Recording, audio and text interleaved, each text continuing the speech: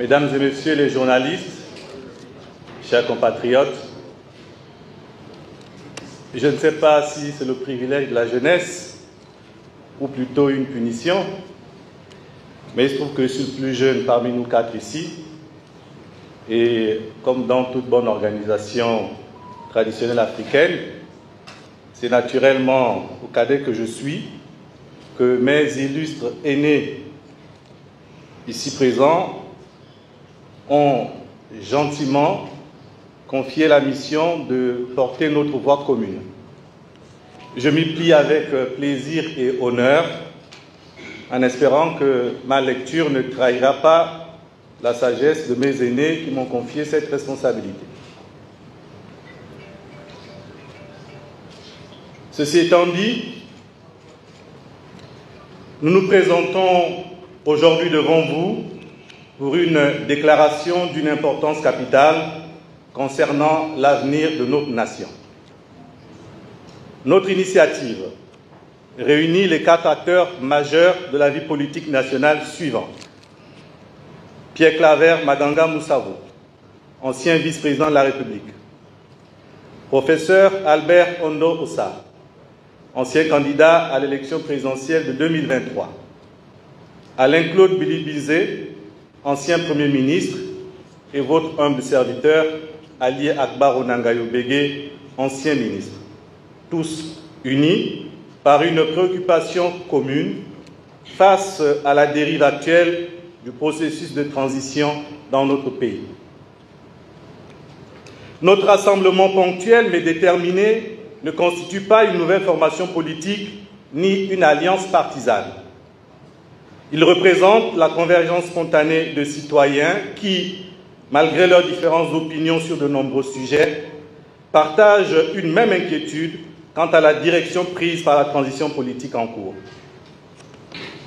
L'initiative qui nous réunit aujourd'hui a pour objectif de dénoncer les actions unilatérales des autorités militaires au pouvoir qui ont pris des engagements solennels au moment du coup d'État, mais qui s'en écartent progressivement en imposant des décisions non inclusives et contraires aux principes fondamentaux d'une transition démocratique. Elle vise également à proposer des pistes concrètes pour remettre notre pays sur la voie d'une transition véritablement inclusive, transparente et respectueuse des droits et aspirations de tous les Gabonais. Cette initiative est ouverte à tous ceux qui partagent les mêmes vues et la même ambition de construire un Gabon sur des bases saines et solides. Nous invitons tous les acteurs politiques, les organisations de la société civile, les représentants de la diaspora et les intellectuels à se joindre à cette dynamique.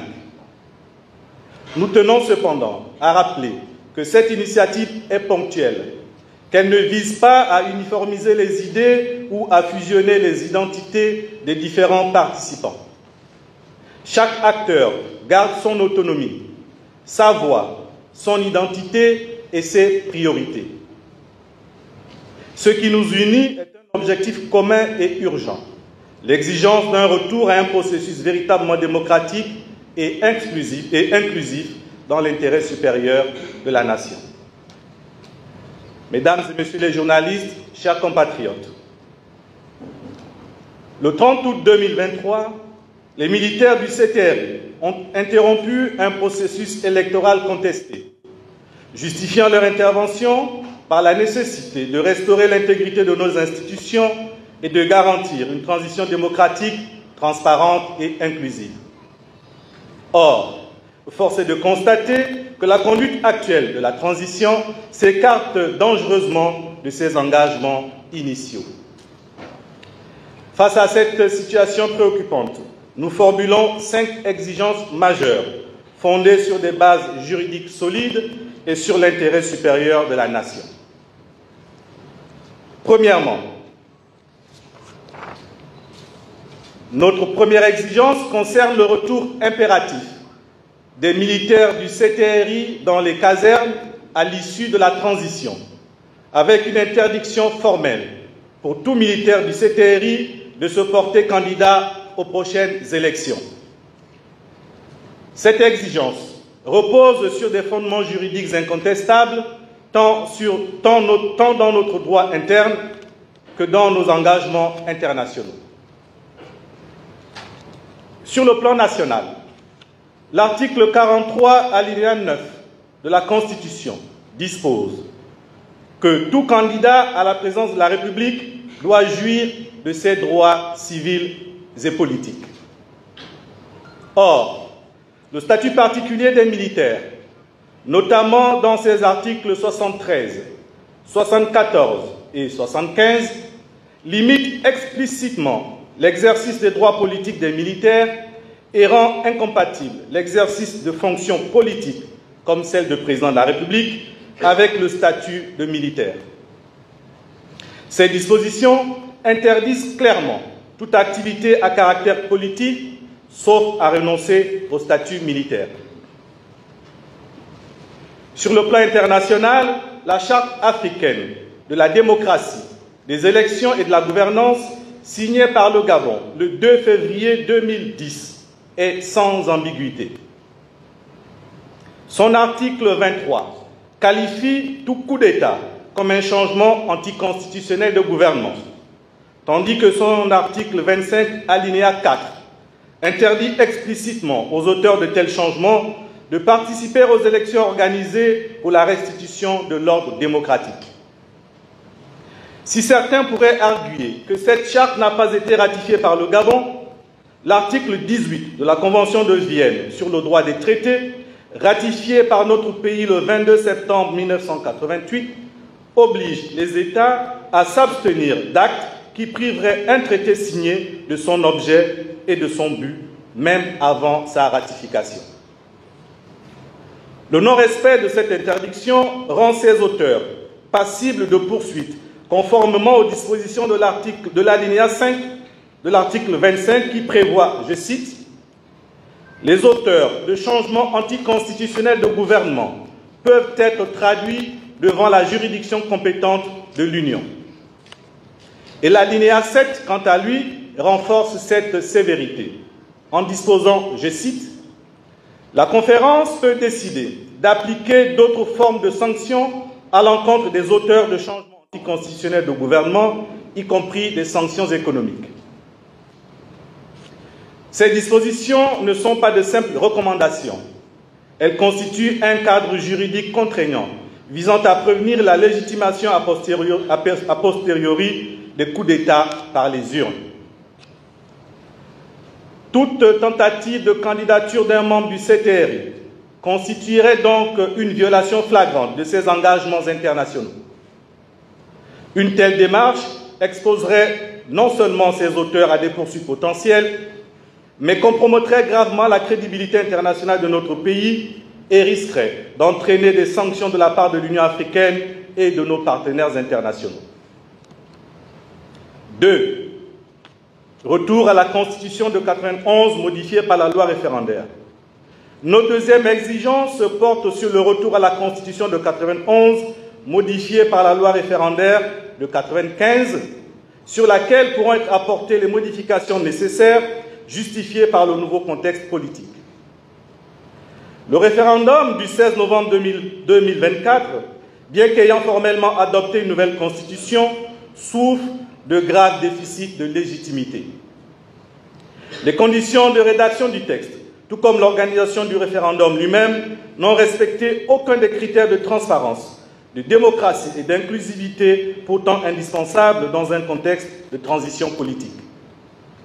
Plus grave encore, quelques jours seulement après sa promulgation, le pouvoir de transition s'est arrogé le droit de modifier unilatéralement plusieurs dispositions de cette Constitution sans même les soumettre au Parlement de transition qu'il a lui-même mis en place. Une telle manipulation démontre un mépris des règles élémentaires de l'État de droit et constitue une entorse grave au fonctionnement des institutions. De même, le taux d'abstention exceptionnellement élevé lors du référendum de 2024 illustre un rejet massif de cette Constitution par le peuple gabonais. Dans ces conditions, il est inconcevable de continuer à imposer un texte qui ne bénéficie ni de la confiance ni de l'adhésion populaire.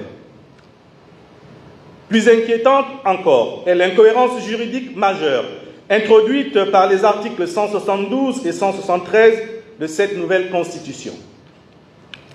Ces dispositions créent une situation juridiquement aberrante en prévoyant une application différée et fragmentée du texte constitutionnel. L'article 172 dispose, je cite, « Les dispositions de la présente Constitution relatives à l'élection du président de la République sont d'application immédiate, concomitamment avec celle de la Charte de la transition. » L'article 173, quant à lui, dispose, je cite,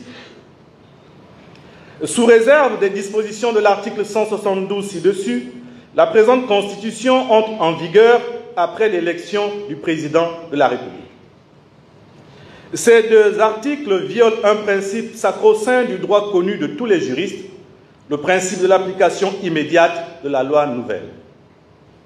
Ce principe fondamental, appliqué dans tous les ordres juridiques modernes, stipule qu'une loi ou une constitution adoptée doit entrer en vigueur immédiatement, sauf mention explicite justifiée d'un délai raisonnable pour des ajustements techniques. L'évocation de l'élection présidentielle comme moment à partir duquel cette Constitution pourrait être pleinement appliquée place cette application dans une incertitude totale. La date de cette élection n'est précisée nulle part dans le texte, créant ainsi une insécurité juridique majeure. Cette absence de calendrier clair ouvre la voie à une application arbitraire et à des manipulations potentielles, ce qui est inacceptable pour un texte censé incarner la stabilité et la prévisibilité de l'ordre constitutionnel. Or, ce principe d'application immédiate est la garantie que la loi nouvelle reflète immédiatement la volonté de ceux qui l'ont adoptée et qu'elle remplace sans ambiguïté les cadres juridiques antérieurs. Par conséquent, en retardant l'application pleine et entière de cette Constitution, les articles 172 et 173 introduisent une confusion institutionnelle et affaiblissent l'ordre juridique national. Ce retard a des conséquences gravissimes. D'abord, il permet le maintien simultané de trois cadres normatifs distincts qui se chevauchent et se contredisent. Actuellement, le Gabon fonctionne avec la Constitution de 1991 qui reste applicable pour certaines dispositions non couvertes par la Charte, la Charte de la transition de 2023 rédigée unilatéralement par les militaires qui continue à s'appliquer en parallèle, et la nouvelle Constitution de 2024 dont l'application est partielle et conditionnée par la tenue de la future élection présidentielle. Cette confusion juridique, délibérément orchestrée, est révélatrice de manipulations constitutionnelles opérées par les autorités militaires. En maintenant artificiellement en vigueur la charte de la transition, qu'ils ont eux-mêmes unilatéralement rédigée, tout en différant l'application de la nouvelle Constitution, ils créent un désordre juridique qui fragilise gravement notre état de droit.